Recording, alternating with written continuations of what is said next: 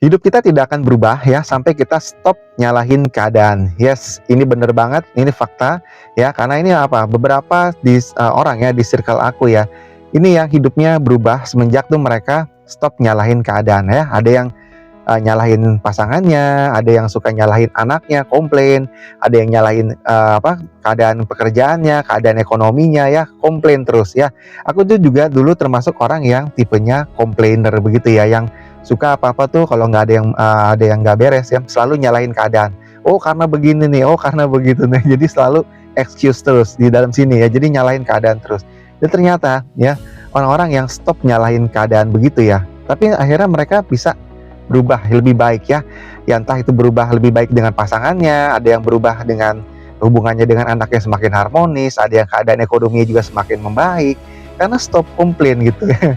Aku tuh dulu pernah ya baca buku, kalau nggak salah nih kutipan di salah satu buku ya, yang bunyinya nih begini, "You cannot change the world, but you can change ourselves and the world will change." Yang artinya hidup kita tidak dapat mengubah dunia, tapi kita dapat mengubah diri kita dan dunia pun akan berubah. Aku lupa itu di salah satu kutipan buku mana gitu. Kalau nggak salah itu di buku The Seven Basics of Highly Effective People kalau nggak salah ya. Itu udah belasan tahun yang lalu aku baca tuh, aku inget ya. Nah semenjak itu aku stop jadi komplainer ya. Bener-bener aku ketampar banget tuh gara-gara tulisan di buku itu ya. Waktu tuh bukunya apa aku lupa, udah lama banget.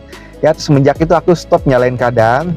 Aku selalu berkaca nih kepada diri aku sendiri ya. Kalau misalnya pun ada sesuatu yang nggak enak terjadi sama aku selalu bertanya dulu. Kalau sekarang nih udah berubah kan, jadi ada yang nggak beres nih sama aku selalu tanya, kenapa ya bisa begitu ya, apa yang salah nih, gua ininya udah bener belum ya, gua apa nih yang kurang dari gua gitu. Selalu ada pertanyaan begitu, karena kalau kita bertanya kepada diri kita, otomatis kan berarti kita akan kasih input yang bagus kan ke diri kita kan. Jadi kita belajar lagi, jadi akhirnya improve lagi ya. Kalau kita improve gitu, maka dirinya juga akan meningkat kan. Nah meningkat tuh pasti juga hasilnya juga akan, outputnya juga akan bagus ya.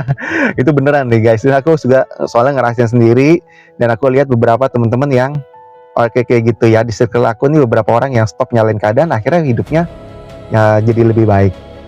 Oke, mulai sekarang stop komplain dan rasakan perubahan yang lebih baik pada hidup kalian masing-masing. Sehat selalu dan sukses selalu buat kita semua.